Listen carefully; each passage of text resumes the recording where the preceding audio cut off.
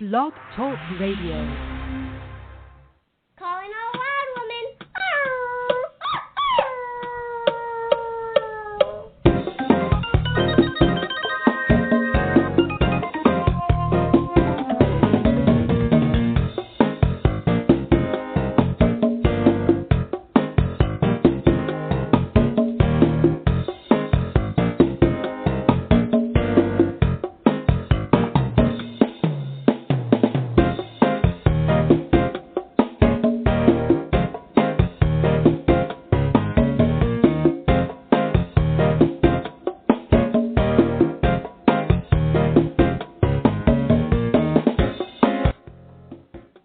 Saludos, mi gente, transmitiendo desde Williamsburg, Brooklyn. You're listening to Cafecito Break, Monday mornings with Rosangel Perez and Ruthie Guten. This is your host, Rosangel Perez. My host, Ruthie Guten, is off today. Saludos, hermanas. We miss you so much, and I know that you were really excited to do the interview today, but you know what? I am sure we'll be able to talk to this beautiful goddess who is our special guest today on the show, Jackie Robinson, and our topic today is Awakening Woman. Hay que hablarle estas cosas, mi gente. As you know, Cafecito Break is a show produced by the Perez sisters and wifey, donde hablamos de todo un poco, a little bit of everything. In this space, we chat about love, relationships, spirituality, ancient wisdom, truth, health, pleasure, and more. We at Cafecito Break are a small group of awakening women co-creating and envisioning a world filled with abundance, health, joy, love, pleasure, prosperity for the most benevolent outcome for all. Welcome, Cafecito Breakers. Welcome. It is always a pleasure. This is my favorite time of day, and I remember time not too long in the past where I really had this strong distaste for Monday mornings. And, you know, a couple of years later, I had this awakening, like, what the heck did Monday ever do to anyone? Well, what happens on Monday mornings, a lot of us are getting ready to go to work, and the numbers don't lie. There's many people who are just really dissatisfied where we're going to work. And in the morning, unfortunately, Monday mornings is statistically when people experience the highest point of stress right before they're getting ready to go to work.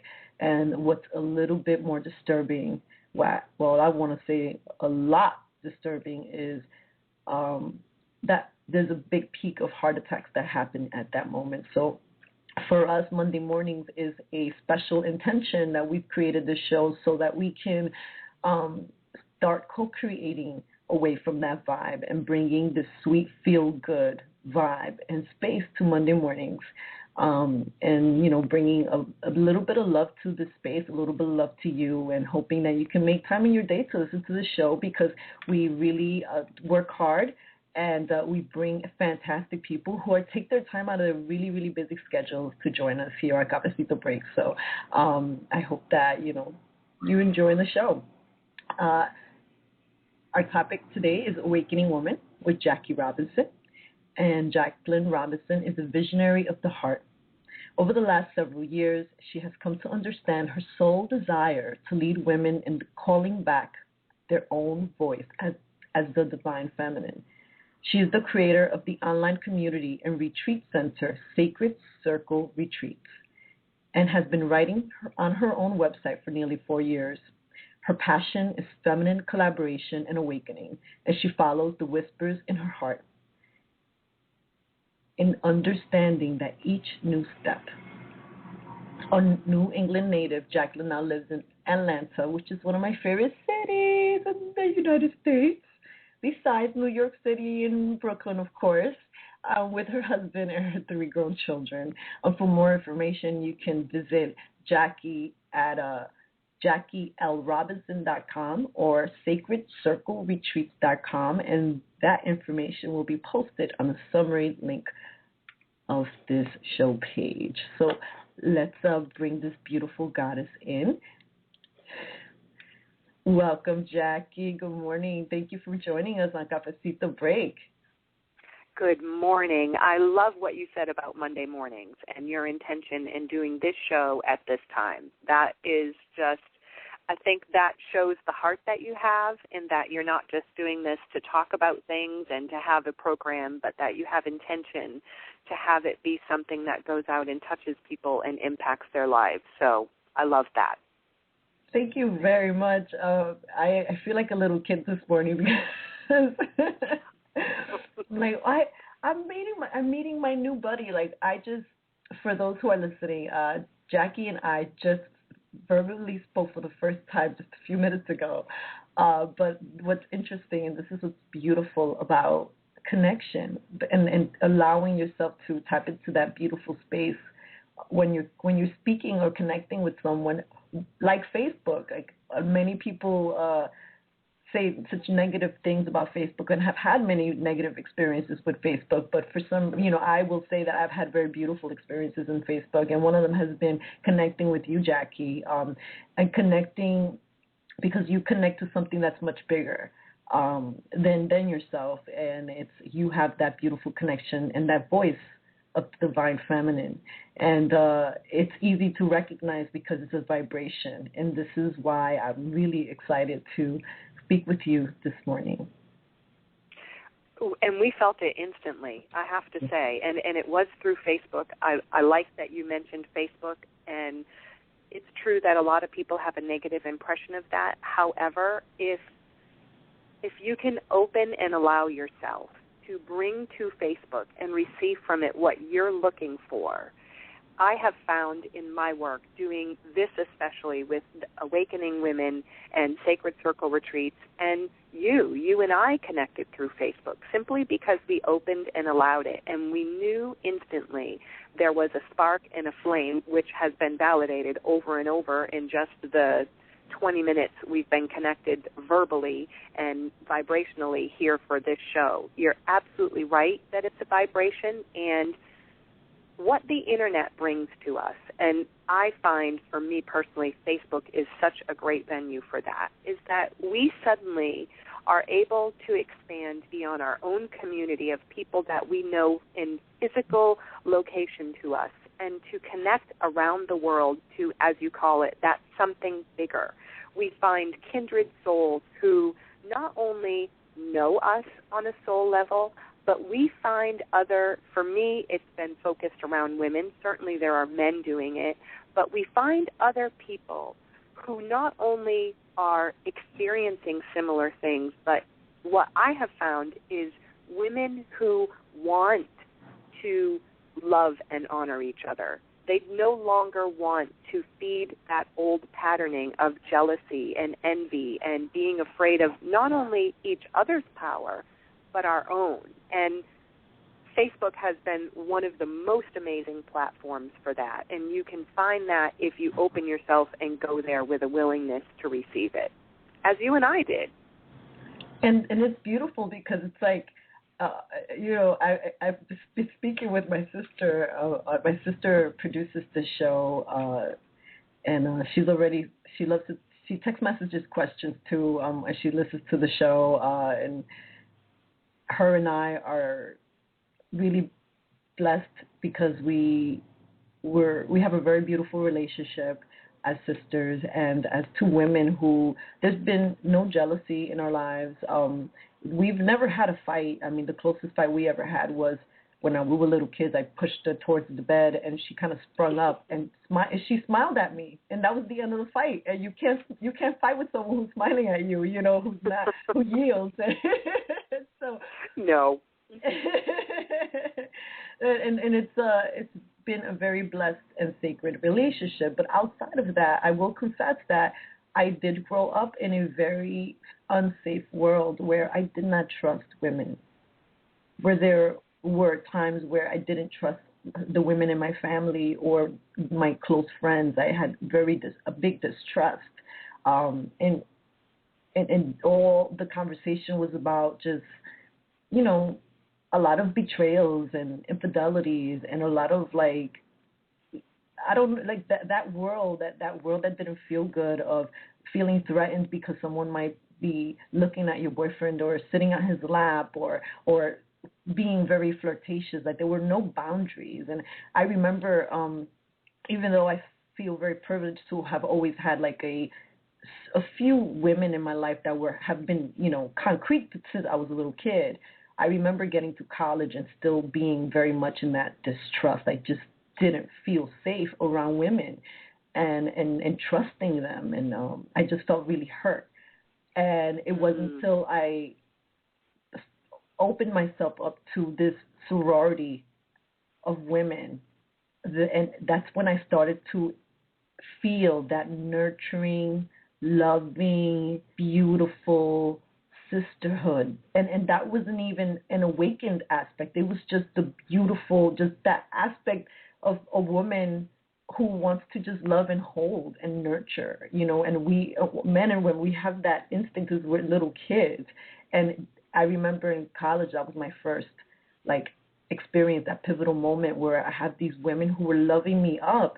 And I felt guarded, but over time, their gentleness, their love, their playing with my hair, and it was just that it melted all of this, all these fences away.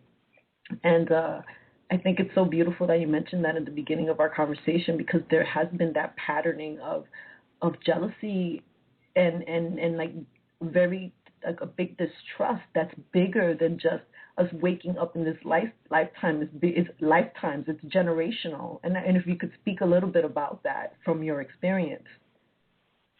Oh gosh, you're talking language of what has really been up for me in my life of late, being even the last couple of months, which is, there is, as you say, there is that desire in us. And I do believe it's a longing in women. And it's something I've discovered recently in myself. First of all, I want to talk to the part of women loving each other. And it's something that has really come on the radar for me, but for me in a way that, as with you and I now talking, I'm finding it in my circles of women, that it's not just something I'm recognizing within myself. I'm connecting with women who are saying, there's something women bring to each other that we have forgotten and we're remembering now. And it's that ability to just love each other without any other attachment to it, without any expectation. And part of that loving each other is not only allowing ourselves to receive the love, but allowing ourselves to give the love. And that's been a big piece in my life in different relationships. I don't want to get off on a tangent because there's a lot of different ways I could go here. Is just to see that I have such a deep desire to love. And for most of my life, it was focused around, I just want to be loved. And when we as women bring those two together, something shifts inside of our energetic body that becomes in alignment and does create that awakening, almost like fireworks or the domino effect, where it just keeps on popping and keeps on stirring us awake. With regard to it having been there for lifetimes, absolutely. And what I find is very often there may be something we are feeling. I'll give you an example. In my own life, very, very recently, I felt that I wanted to try a different hair color hairstyle on me, which seems very surface, and for a long time I used to, here's another layer of how we are with ourselves. I used to be very judgmental that, to be authentic, you need to not care about what color your hair is or if you wear makeup. And as I've claimed myself, I've come to understand that for some women, me being one of them, that does matter. And it matters from a sense of me being who I naturally am instead of trying to be what someone else has defined as natural. Gray hair, no makeup, plain clothing, don't adorn yourself. I carry goddess energy. I want those things. And I've given myself permission that I can be who I am. So that being the foundation, I was trying to be a little more natural with my hair. And as I went through the process, I love this dark, rich, brunette hair color that I naturally am. However, the grays are coming. So I thought, well, let's try to integrate those. and I really am going somewhere, so follow me along here. I went ahead and did that, and what she chose to do was to throw blonde highlights in it. Oh, Rosangel, I hated it. I really hated it. I went from being a woman who, when I looked in the mirror, just felt so much love for myself, to looking in the mirror and feeling an energy of just ugliness. And it really came to a head one day in one of my circles of women who are very awakened and very much coming into this ability to love each other.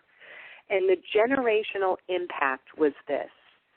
A lot of emotion suddenly came that day as I was talking about, and it was in a Facebook group, so it was not face-to-face, to let all of you women know the same power is there, whether we are physically present together or energetically present together. As I'm sharing with these women what I'm feeling, the tears began to come, and I began to understand. I was all of a sudden seeing visions in my mind of women whose heads had been shaved, and how their beauty had been stripped from them. And I understood and I felt in all of my being, all of my body, because we feel so much in our body, in my heart, in my soul, I could feel the heartache of these generations of women who were unable to allow themselves to be beautiful because it was taken from them. Very different from what my experience was. However, my experience brought that energy, that emotion up through me for healing. And as I allowed myself to feel what was coming through me, I have zero doubt that what happened is the women in my circle loving on me, holding space for me, allowing me to express and feel all of that, brought all of that through generations, through the history, through my own lineage of mother, grandmother, sisters, great-grandmothers, all of the women I'm connected to through my DNA and through simply being a woman walking this planet. All of that began to find healing. That's what we're capable of. It was so powerful. It was unbelievable. And it was through simply allowing myself to feel and to be and to say, this is not okay for me. I can choose my natural beauty. It was a huge also lesson for me. It was a lesson for me that I still held judgment for women who want to be beautiful. And that's me. I'm her. I'm her. Oh, and my it's God. all right. Isn't that wild? It was wild, I'm telling you. Well, you're speaking to a woman who is on her journey to converting and embracing beauty on all levels because, and we were mentioning this off the air, when I had my spiritual awakening that peaked in 2010, I didn't know where to put the aspect of myself that was, you know, almost raised to be like a little flower, to look like a little flower, although I always wanted and rejected that. So I was always very like, I was that T-shirt and jeans kind of girl. And then here I have my awakening and I'm like, oh my God, I started walking around like the yogi that was hanging out on the beach, very simple. Like my hair was all over the place, very little makeup. And the people who were around me, some of my old TV colleagues or even my family members and people within my community, they were like, she went nuts. Yes. Yes, you know, there's a similarity between us in that, and we did speak of that just a little bit because I think a large part of what drew us to each other is that we are walking parallel journeys. And for me, I had a time where I felt so much that being a beautiful, sensual woman had hurt me. I cut all of my hair off, and I remember distinctly feeling, I'm not going to be like all of those women who try to be beautiful. I'm not doing that. And I cut it all off. And so exactly what came up for me in those emotions is what done to women, but then I carried that forward and did it to myself. And now we're letting go of that. We're saying, I am beautiful. I want to be beautiful. We're not saying that's all there is and putting aside who we are inside. We're saying who I am inside is this beauty that you see. That is just radiating from the inside out, and letting that be okay. And yeah, and I'm moving into that journey, and I'm excited about it. And part of, one of the things that we were talking about is part of the reason I was there in that place, stuck and kind of holding a judgment against beauty is, I think, more of a bigger psychological thing of how women and beauty are portrayed in the mainstream. And yes. I think it was like yes. that this part of me that was just rebelling that. But in my meditations, in my own intuitive process, in my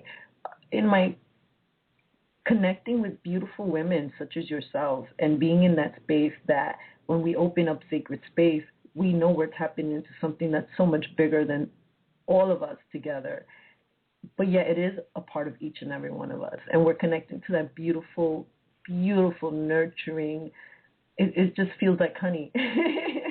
It does. It does. Really I love that you said honey. That's another one.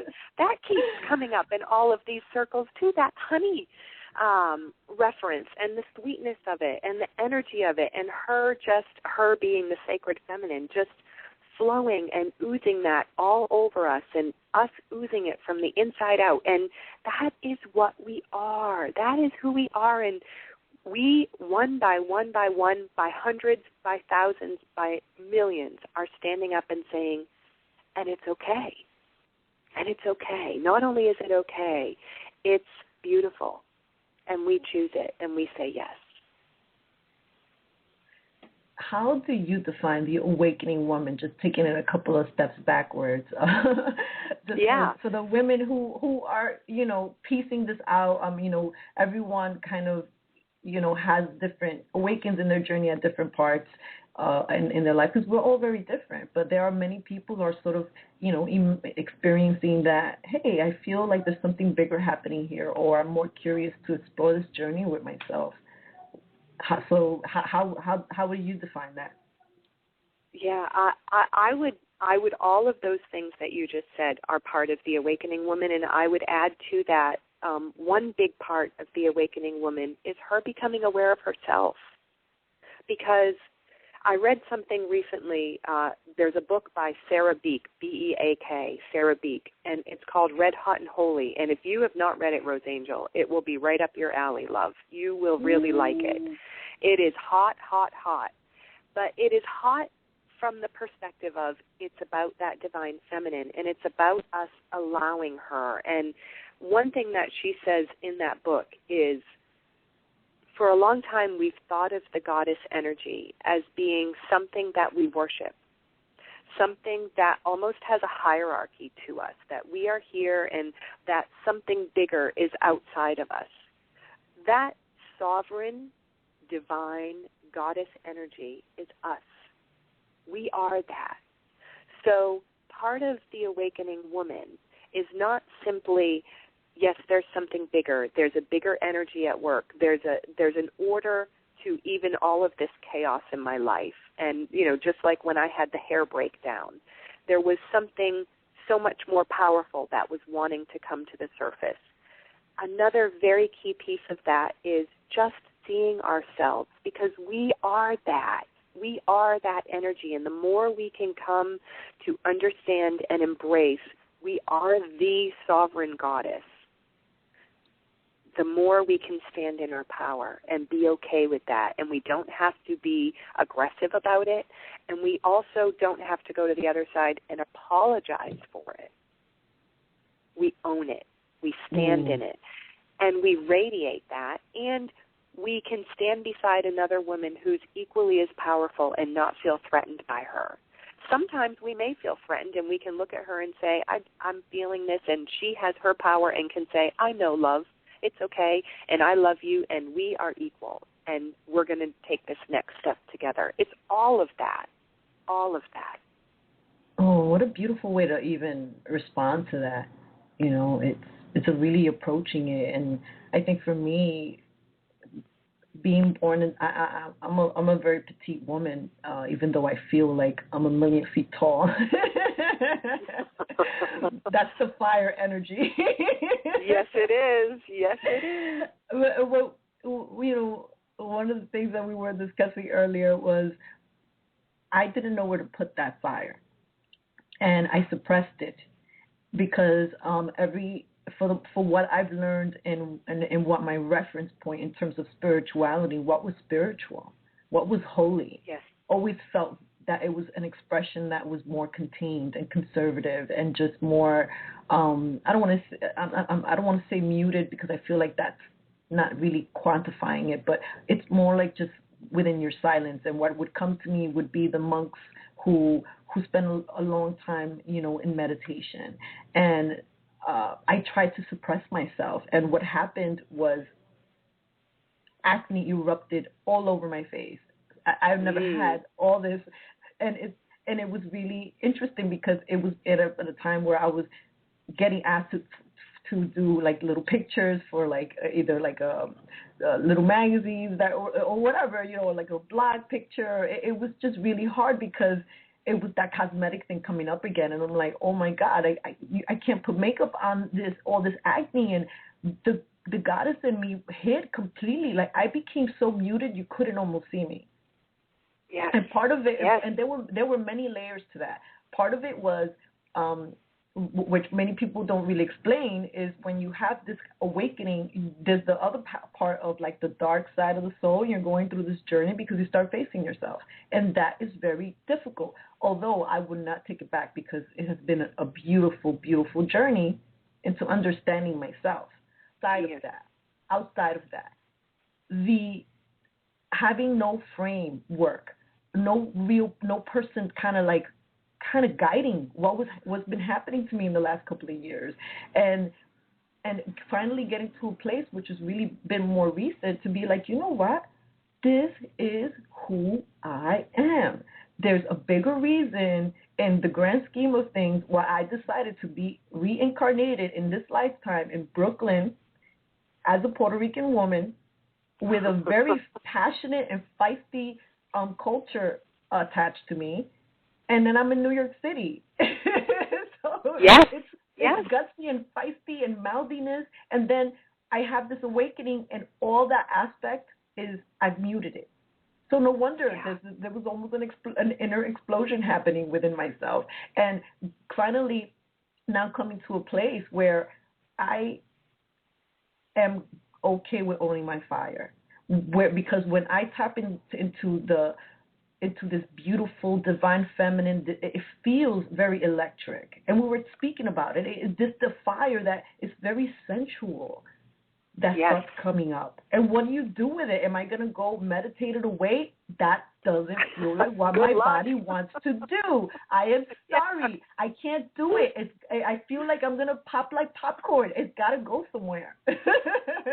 Yes, you're absolutely right. And that is another thing that each of us have been through is we both carry that fire. And I, too, tried to contain it. I tried to quiet it. And it just will not. It will not. And to go back to the awakening woman, part of what she is exactly how you just defined it. It's her going, you know what? This is who I am. I am filled with fire and sensuality, and I am not going to dumb it down or quiet it or apologize for it. And we, for lifetimes, have apologized for this. And now we're all standing up and saying, no more. No more, because spirituality doesn't just come in the form of what the monks are doing. Spirituality comes in St. Teresa of Avila, who had ecstatic, sensual experiences with the divine, and that was her journey. She was not just sitting quietly in the corner. She was stirred and touched and heated into awakening and into sacred merging union with the divine. That is part of what this fire is also, whether you label it spirituality or not. That is part of uniting and awakening into the sacred feminine. She will heat you up. Ooh. Right? You feel it. I know you do. I do. For me, I want, and I channel all this excess energy because I have to, like if through dancing and movement, and so that is the way that I have felt called. Besides the work that I do with Cafecito Break, and because I love this, a passion of mine, but really is movement. And movement is my medicine. Whether we're speaking or moving energy out, whether I'm sharing a laughter yoga movement class with you, or we're in a sacred circle with women and moving that way, or if we're doing it and adding it more of a shamanic experience with movement. But the idea is that we aren't moving a lot as a society overall, and going to the gym is an aspect of movement, but it's not taking all that movement all those things that we're keeping to ourselves, that we're suppressing, all those conversations we didn't say, or all those expressions that have been locked away since childhood. They all have a place, and they all have to leave somehow and just be transmuted into something that's healthy for everyone. For me, moving and dancing or taking very, very long walks is one of the ways I can channel that out. Yes, and you've hit on such a key point, which is, you're right, the gym can do some of that. However, there is very little sacred heart in the gym, and what this energy comes from is that sacred heart space, and we can have the gym be part of what we do to release that in our own intention, but you hit the nail on the head that it has to be something that comes through the body, thus your acne breakout. It had to come through the body. The body is the conductor for all of that energy that we feel, as you say, whether we speak it, whether we are sharing it in sacred circle, or through movement, or through how we express in our outer appearance, in our voice, for some people it's not fire. They may have that mothering earth energy, and they've got to allow that to have a way to make its way into this world. It's an absolute necessity for the awakening woman to find where, as your perfect word was, where to channel whatever it is that she carries inside of her. It's got to find its way into this world. It's necessary. And one thing that I feel guided to talk about right now is, and it's interesting because it's going to lead to a question that I would like to ask you, how your connection was. Like, I remember connecting and hearing that feminine voice within me very clearly at a moment that was one of the most darkest for me. And my father had just passed away.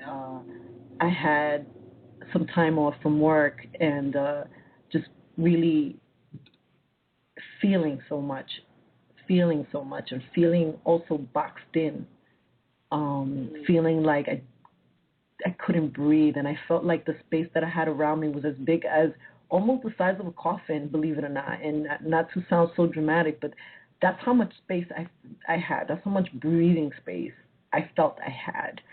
And that's a shutdown I felt.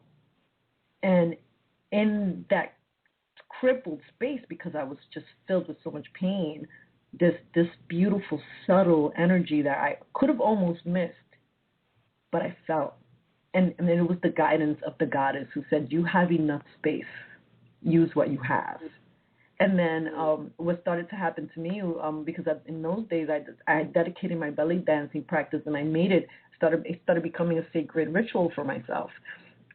So in those days, I remember I used the bathroom and created a sacred spa there, because your imagination is so important. And I'm taking time to address this for our listeners, because if you're at a space or where you're like, but I don't have anything, where I feel so desperate, you can go to the bathroom and imagine and start creating, lighting a little tea light candle, for example, and setting an intention and being with yourself. Most of us have like smartphones. You could play a little bit of a song that soothes you on the iPhone. And so what I did was that I started creating this beautiful space and listening to music that connected me to the sounds, were connecting me to this ancient place. And here I heard her voice. And what she told me was, stand up tall, and be as tall as you can. And And she also, so it's like she was guiding me to extend the crown of my head towards the heavens, but to also be very aware of my heart and how my stance was. And she was guiding me to have a very open heart and to not be, a lot of us as women, we slouch, and we kind of hide our breast area. Some of it is because we get so much attention there. And what this goddess was saying is like, don't matter. You are beautiful. When you you're contracting your heart, you must shine. And she was also guiding me to be very connected to the earth and to be in my stance. And from that space, that very small space, she started guiding my movements. And I was feeling these very snake-like gentle movements in my body. But the first lesson she taught me was to stand straight, to stand tall, and to own my power. And she did that when I was crippled in pain. And so one of the things that I tell women is that the blessing is that through that portal of pain, she's there silently waiting and whispering to you. Yes, that was really, really gorgeous. I felt a little weepy as I listened to your experience, because that's how she comes. She doesn't come riding on a chariot. We've heard through different religions and different programming throughout our lives that it's going to be something that is sort of rapturous, and there certainly are those moments. But when she begins to move in, it comes in very subtle, sometimes everyday type of experiences. And one for me that I haven't felt it in a bit of time, but it was earlier on in my sort of awakening journey, which was very subtle over a number of years, and certainly I think we are continuing that. And I would get when things became too contained for me, and I love that word. I wrote a few years ago about becoming uncontained and what that really means. And when I felt too contained in myself, I would get a screaming woman in my head. I could see her and I could feel her screaming. And I knew that meant it was time to just take a step back, to take a breath. I may not have known which specific area to focus on, and I didn't need to know that. I just needed to know that my attention needed to be drawn inward, as you say, to my heart and to what was happening inside of me. And it wasn't even that I had to do anything. The one thing that I think we are learning to be more aware of is that just our attention is healing. If we just turn our attention to that heart space, and that heart space being not only where the goddess is, but also where we are. We and the goddess as one. And when we just take a moment and even imagine yourself breathing from your heart, imagine that there's a chamber there where you can draw breath in and out from your body. And doing that creates this sense of connection, of serenity, of even a sacredness for who you are, because you're just turning your attention there. So that has been a big thing for me. And the second thing that you said that really rang true for me is standing up in ourselves. That is something, I don't have a specific experience where it came out, but it's something that comes to me very often, and it's a visual of being so small inside of this body and hunched over, and actually, literally, physically standing up to my full tallness. And I love that you said that even about our chest. And our chest, it's not simply about the heart. It is also, our breasts are part of that, because it's part of being a feminine woman that has been sort of twisted into something different than just the beauty, the ability to give and sustain life, the gorgeousness of just a female breast. Let's just say it straight out. They're beautiful. And for us to begin sheltering that has done a disservice to ourselves. So there is layer upon layer in that what seems very small act of visualizing yourself, simply standing up, full in your power. And what you said about lighting a candle in the bathroom, to all of your listeners, It is as simple as that. It is. You're not going to feel lightning come in and shift something inside of you, but what we cannot see, all of us energetically, that happens is something moves into alignment. Something shifts into place and begins to create rippled out tremendous changes in who we are and how we walk this planet. It's huge. I love it. And I'm enjoying this conversation so much. And in the mirror, it's healing. It's healing because sometimes when we're, for me, and I don't speak about this particular part of the journey, but there have been some aspects that have been incredibly lonely. And it's not because I don't have people around me. I am really blessed to have so many beautiful, loving people around me. There are just sometimes in certain aspects and reasons vibrationally that I completely feel like I'm just out there alone. And when I'm connecting with like-minded souls, when we're tuning into the same essence and that we understand of each other without not needing to know one another's histories, you know, we just know that there's something so beautiful there and sacred that I honor, that I honor in you and your expression and in the work that you're doing and in your heart and how you want to manifest that and how you have been manifesting. That's so beautiful.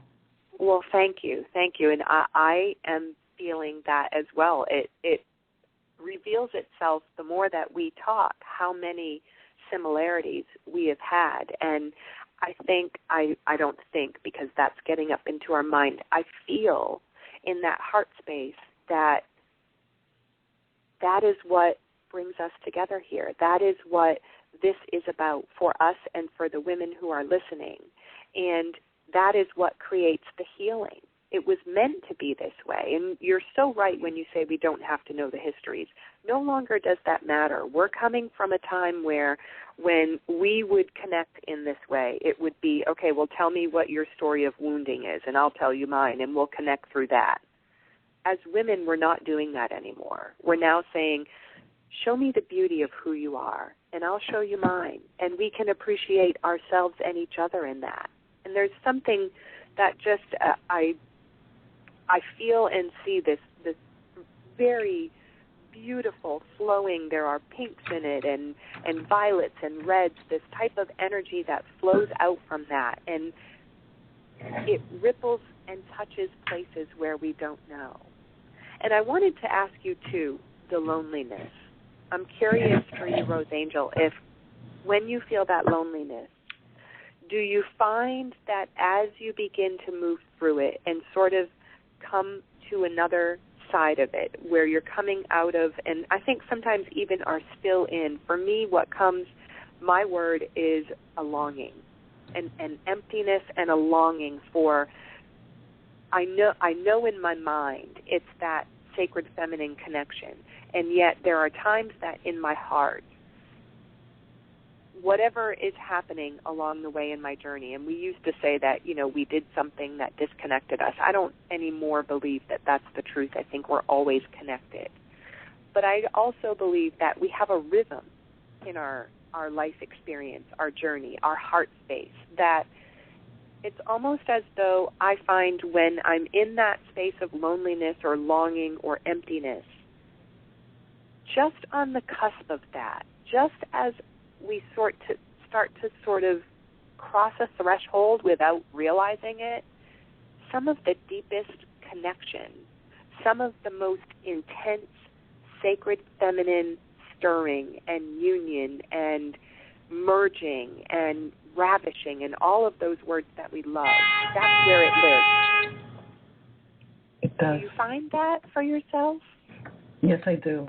I really do, because I feel that when my dancing, when I can get to that very soulful, sacred space, it becomes like a direct, like so much information comes in through it, and I feel like so in love with the experience in myself and the connection, and it's so ecstatic. And I think you're right, and I'm happy that you asked me more about why I said loneliness, and I think it's more accurately defined as a longing to just like want to give like love, like a cupcakes of love to people, and just like, here on your way to work, here on your way to work. Yes, because we're all like, sometimes, and that's what I mean, like that longing, and sometimes overhearing conversations, and this part of me that just wants to scream, like, don't you get it? Hello, BG, listening. And like, I'm tired of, you know what? And I'm not standing anymore for people who keep saying, or who label my expression, oh, you're overly emotional, or you're just being a woman. Yeah. Well, you know what? I am a woman, and I am emotional. I am in touch with my feelings, and I feel confident about that aspect. So thank you very much for acknowledging it. Yes, great. And if you love it, great. Come along with me. And if you don't, that's okay. You can stay here and hang out. I'm all right with that. But I love it, and I'm going to keep it. Thank you very much. Yes. And I'll still offer you a love cupcake. And let me leave you with this. Enjoy it. and it really seems very light, but that's the heart of what it is. It's as simple as that. No longer do we have to take away from someone feeling that or saying that to us, that something is wrong with us. No more. That's not our truth. Nothing is wrong with us. Nothing. Love it. You know, we've been, we've got a few minutes to the show, but I know that in another place where women have been shamed dramatically has been around our blood.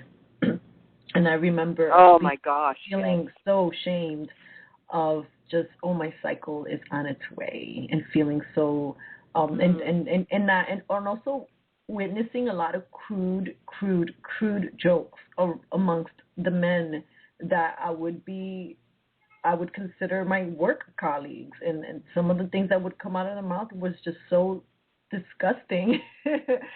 Yes. And it made me want to shrink even more. And then, it's like, it's that time of the month again. Okay, so she's going to be this mad, crazy bitch. And I'm like, that's got to stop. I even had a man tell me once that that whatever I was going through in my changes or my emotionality was just all in my head, and that I needed to get over with, because that's just something women use as a ploy to get attention. That is so disempowering to women. And what I would add to that is you're touching on all of the hot points today, because this is another one that has come up for me over the last couple of months, and we could do probably 3 more hours on it. But I think what also is a piece of that is that we buy into it. Yeah. We as women, and that's what you're saying, we're not doing that either. We as women have bought into, I do get a little bitchy when it's my time of month. I should just try to be something different, or I should apologize for it, or people should just put up with it because that's what I am. And that's a disservice to ourselves, because we just are simply these feminine beings who have been given this ability to create. That's what the blood really is. The blood, yes, it's physically associated with that. We have this menstruation once a month that comes during a certain time in our life. But really, what that blood represents is our ability to become the creatrix, our ability to tune into our passion and to stir and to awaken life. That's what that blood is, and it comes differently to each one of us. Oh, my gosh, that's like a whole other conversation. I love that you mentioned that. And I love that, because I know that we need to explore that on Cafecito Break, and I definitely want to talk more about that, because you're right that our blood is sacred. I remember seeing a picture on Facebook of a woman that I love and value her work, and she had two basil plants that were in a pot, and she bled into one and not the other. And the one that she bled into was so big and abundant and looked so beautiful. Wow. That's extraordinary. And I think that, for me, I've just begun exploring that sort of part of being a woman and opening to it and releasing some of the old conditioning that we have. And as you say that to me, that feels so powerful, that I don't think we have an awareness, and that's part of our awakening too, this awareness of what we carry. We really don't know. I can speak for myself. I don't have a mental knowledge of that, even though I can sense myself remembers and is beginning to remember. The actual conscious knowledge of it, we've lost that, and we're starting, as we stand up in ourselves, we're reclaiming it. I love that. Love that. I love it too. And there's this beautiful goddess that I also hope that we can attract to Cafecito Break. And she has written articles on the sacred breast and how our breasts are like these tuning antennas, like they pick up so much. And I'm like, that makes so much sense. They're very sensitive. Yes. You're right. And then how she was relating it to how they can help us with more like our intuitive patterns and our connecting to the world. I mean, she was going deep, and I'm like, oh, my God. As a woman, I would have loved to have heard all these things. I mean, it would have constructed a much healthier aspect and point of view than what I had to work with, what many of us have had to work with. And it's nobody's fault. We're not pointing fingers, right? Our parents and our cultures and our societies have done in raising us what they could and the best that they could do. That's right. That's right. And it's not about them and what they did or didn't do. It really, especially if you believe that we came here with our own soul contract, then you have to take along with that consideration that everything, the parents we've had, the conditioning that's been around us, even for where we are now as grown women, you and I, and everybody listening, we're exactly where we're meant to be. And we can't look back and regret or blame for what did or didn't happen. We can now take ownership, stand up in ourselves, tune into what we feel, breathe through the heart, light that candle in the bathroom. Whatever our own way may be, we can say simply, if you don't even know where to begin, just say yes. Yes, I'm open. Show me. Just say that. And she will answer. She will find you. And I'm telling you right now, she will come for you because she's waiting with bated breath for you to say yes to her. Here's what's true. That deep longing that we have for her, she has it for us. It's not one way. She longs for us. It's sacred union between the two. It's both. Wow. That hits you, doesn't it, when you feel that? It does. Yeah. It really does. We have a few minutes left, and I wanted to know if there's something that you would like to talk about that we haven't covered, because this is such an expanded topic, which I hope that we can bring you back to Cafecito Break and touch upon some of those other subjects. I'd love it. I'd love it. This has been a fabulous conversation. I told you at the beginning when we first talked that I felt a little nervous, and I have not felt that one time since I said that to you. So this has been just wonderful, and I really could burst out laughing at all of the similarities that you and I have and have had in our journeys, and I think we have so much yet to explore and share. The one thing that occurred to me as we've been talking to say to the listeners is, don't make it complicated. It's very, very simple, and it doesn't have to be about anybody but you. And I find for myself, when it feels the most complicated, if I can bring it back into myself, it begins to simplify things. If I stop making it about, there was something recently with my husband, and I felt, okay, I need to be very loving and supportive of him. And I all of a sudden became aware that I had gotten out of balance and had forgotten to be aware of me, Jackie, and what I need. And as soon as I spoke that to him, before I spoke it, there was a lot of just angst in myself and frustration, and I even felt it become something so much bigger.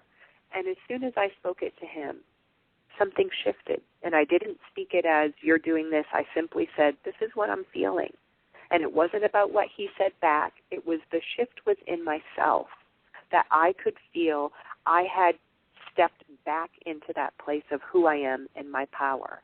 And when we say our power, we're not talking about this masculine energy-driven aggression or strength. We're not talking about that. We're talking about, if you imagine the flame of a fire that burns hot and has its own ferocity and its own energy and its own beauty and even its own grace in the way that that flame dances, that power. That's what it is. And you can feel that as simple as breathing. Breathing. This does not have to be hard. And also, it's very, very important, or has been for me, and I think you've echoed it, Rosangel, that it has for you, is find women who love and support you.